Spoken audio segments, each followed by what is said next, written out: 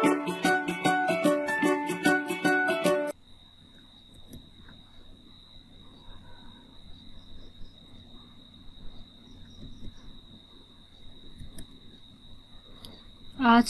ক্লাসে সবাইকে শুভেচ্ছা।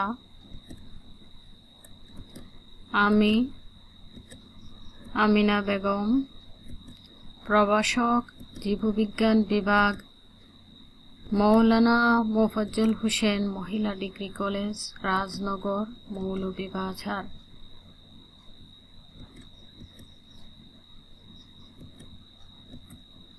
পাঠ পরিচিতি, বিষয় জীববিজ্ঞান, শ্রেণী একাদশ, অধ্যায় প্রথম, কোষ ও এর গঠন।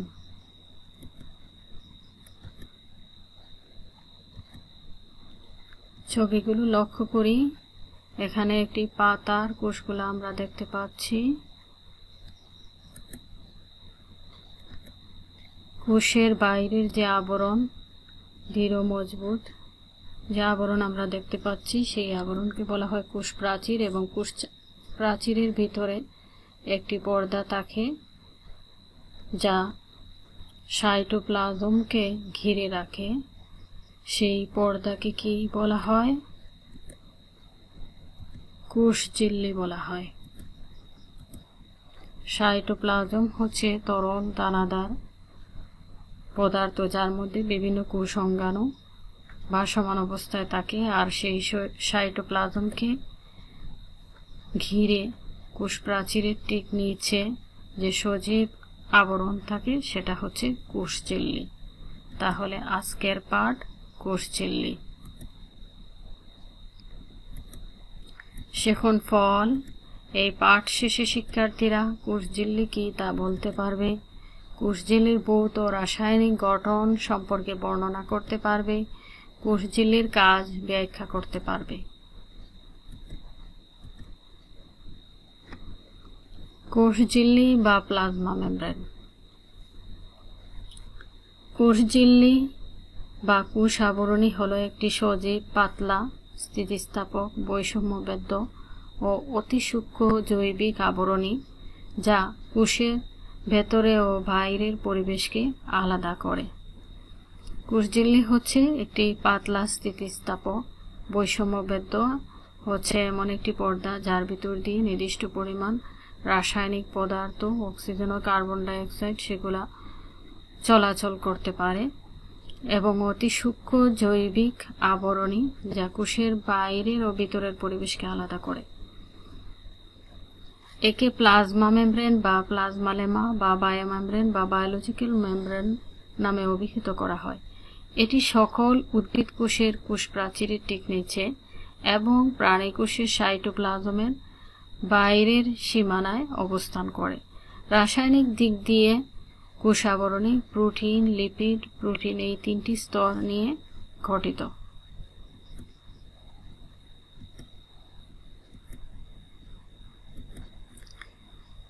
প্লাজমা মেমব্রেনের গঠন সম্পর্কে বিভিন্ন মতবাদ আছে। এর মধ্যে সবচেয়ে গ্রহণযোগ্য হল সিঙ্গার ও নিকলসন কর্তৃক ফ্লুইড মোজাইক মডেল, সর্বাধিক গ্রহণযোগ্য মডেল।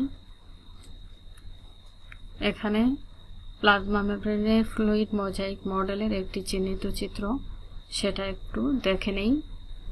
কোষঝিল্লির বাইরের দিক এবং কোষঝিল্লির ভিতরের দিক। এখানে আমরা লিপিড মালার মতো যে বৃত্তাকার মালার মতো গঠন দেখতে পাচ্ছি, সেগুলো হচ্ছে লিপিড অণু। সেটা এই দুই স্তরে সজ্জিত থাকে, এবং লিপিড অণুর গোলাকার যে অংশটা সেটাকে বলা হয় পোলার মাথা, এবং সুতার মতো লেজ যাকে বলা হয় নন পোলার লেজ। এখানে লিপিড স্তরের মধ্যে কোলেস্টেরল অণু আছে, এছাড়াও আছে পেরিফেরাল প্রোটিন অণু যা প্রান্তের দিকে আছে, এবং ইন্টিগ্রাল প্রোটিন অণু বা অন্তর্নিহিত প্রোটিন অণু যা দুটি স্তর জুড়েই অবস্থান করছে, এবং দুটি ইন্টিগ্রাল প্রোটিনের মাঝখানে একটি রন্ধ্র বা পথ সৃষ্টি হয়েছে, যাতে বিভিন্ন রাসায়নিক উপাদান, কোষের প্রয়োজনীয় উপাদান সেগুলো চলাচল করতে পারে। এছাড়া আছে গ্লাইকোপ্রোটিন। প্রোটিন অণুর সাথে যখন গ্লাইকোজেন যুক্ত হয় তখন সেটার নাম হয় গ্লাইকোপ্রোটিন। এবং গ্লাইকোলিপিড, যখন লিপিড অণুর সাথে গ্লাইকোজেন যুক্ত হয় তখন সেটাকে বলা হয় গ্লাইকোলিপিড। জে সিঙ্গার এবং জিএল নিকলসন নামক দুইজন ইংরেজ বিজ্ঞানী 1972 সালে প্লাজমা মেমব্রেনের গঠন সম্পর্কে সবচেয়ে আধুনিক ব্যাখ্যা দেন। তাদের মতবাদ অনুযায়ী প্লাজমা মেমব্রেনের যে মডেল বর্ণনা করা হয় তাকে সিঙ্গার নিকলসনের ফ্লুইড মোজাইক মডেল বলা হয়।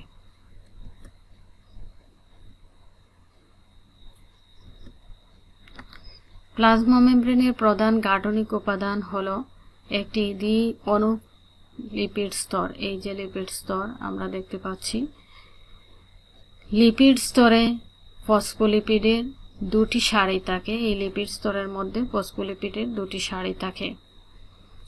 সারির প্রতি অণু ফসফোলিপিড মাথাযুক্ত পোলার অংশ এবং দুটি ল্যাজযুক্ত নন পোলার ফ্যাটি অ্যাসিড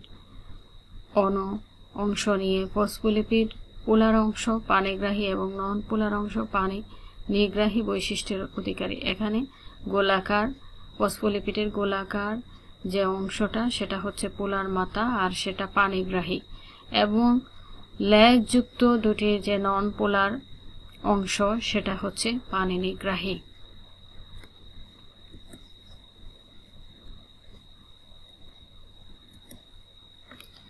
প্লাজমা মেমব্রেনের ফসফোলিপিড অণুগুলোর নন পোলার অংশ পরস্পর সান্নিধ্যে থেকে বিপরীতধর্মী স্তর সৃষ্টি করে। এই যে নন পোলার প্রান্ত সেগুলা পরস্পর সান্নিধ্যে থেকে বিপরীতধর্মী স্তর সৃষ্টি করে। ফসফোলিপিড স্তরের উভয় পাশে অসংখ্য প্রোটিন অণু দানা আকারে বিন্দুর মতো বিক্ষিপ্তভাবে অবস্থান করে। এতে লিপিড ও প্রোটিন অণুর মোজাইক অবস্থার সৃষ্টি হয়। এখানে আমরা এই যে দেখতে পাচ্ছি বাইরের স্তরে যে লিপিড স্তর আছে এর মধ্যে প্রোটিন স্তরও আছে। এই লিপিড প্রোটিন সেটা বিক্ষিপ্তভাবে অবস্থান করে মোজাইকের মতো সৃষ্টি করে।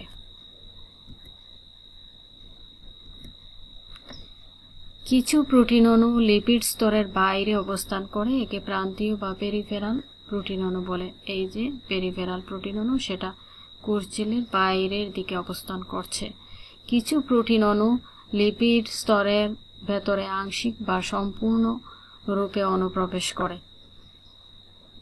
এখানে আমরা দেখতে পাচ্ছি ইন্টিগ্রাল বা অন্তর্নিহিত প্রোটিন অণু, যা সম্পূর্ণরূপে দুটি স্তর জুড়েই লিপিডের দুটি স্তর জুড়েই অবস্থান করছে। এদেরকে অন্তর্নিহিত বা ইন্টিগ্রাল প্রোটিন অণু বলে। ইন্টিগ্রাল প্রোটিন অণু প্লাজমা মেমব্রেনের আয়ন চ্যানেল সৃষ্টি করে এবং পানিতে দ্রবণীয় পদার্থ সমূহের পথ সৃষ্টি করে। এখানে এই যে মাঝখানে একটি পথ সৃষ্টি করে যার মধ্য দিয়ে আয়ন চ্যানেল বিভিন্ন ধরনের আয়ন চলাচল করতে পারে এবং পানিতে দ্রবণীয় পদার্থ সমূহ চলাচল করতে পারে। প্লাজমা মেমব্রেনের বাইরের দিকে প্রোটিন ও লিপিড অণুর সাথে কিছু শর্করা, কার্বোহাইড্রেট যুক্ত হয়ে যথাক্রমে গ্লাইকোপ্রোটিন ও গ্লাইকোলিপিড গঠন করে। এখানে এই যে গ্লাইকোপ্রোটিন যখন প্রোটিনের সাথে যুক্ত হয় গ্লাইকোজেন বা শর্করা তখন তাকে বলা হয় গ্লাইকোপ্রোটিন, আর যখন লিপিডের সাথে যুক্ত হয় তখন তাকে বলা হয় গ্লাইকোলিপিড। প্রাণীকোষে কোলেস্টেরলের পরিমাণ উদ্ভিদ কোষে বেশি থাকে। প্লাজমা মেমব্রেনের লিপিড স্তরের মাঝে মাঝে কোলেস্টেরল অণু বিক্ষিপ্তভাবে অবস্থান করে। এই যে কোলেস্টেরল অণু আমরা দেখতে পাচ্ছি। সিঙ্গার ও নিকলসনের মতে এবং সান্দ্রতা পরীক্ষায় প্রমাণিত হয় যে প্লাজমা মেমব্রেন তৈলের ন্যায় তরল। এতে লিপিড ও প্রোটিন অণু সার্বক্ষণিক পার্শ্ব বিচলন ঘটে। এর তারল্যতা এবং প্রোটিন ও লিপিড অণুর মোজাইকের মতো সজ্জার কারণে প্লাজমা মেমব্রেনের এই মডেলকে ফ্লুইড মোজাইক মডেল বলা হয়। কোষঝিল্লির রাসায়নিক উপাদান। প্রোটিন, লিপিড ও কতক পলিস্যাকারাইড, এনজাইম, বাহক অণু থাকে। কোষঝিল্লির মোট শুষ্ক ওজনের 75 ভাগ লিপিড। লিপিড ফসফোলিপিড হিসেবে থাকে। ফসফোলিপিডের অর্ধেকের বেশি ল্যাসিটিন থাকে। কাজ, কোষঝিল্লির কাজ: কোষের সব বস্তুকে ঘিরে রাখে, প্রতিকূল অবস্থা হতে অঙ্গাণুগুলোকে রক্ষা করে, বস্তুর স্থানান্তর ও ব্যাপন নিয়ন্ত্রণ করে, বৃহদাণু সংশ্লেষ করে, বিভিন্ন রকমের তত্ত্বের ভিত্তি হিসাবে কাজ করে। বাড়ির কাজ: কোষঝিল্লির ফ্লুইড মোজাইক মডেল বর্ণনা করো। ধন্যবাদ সবাইকে।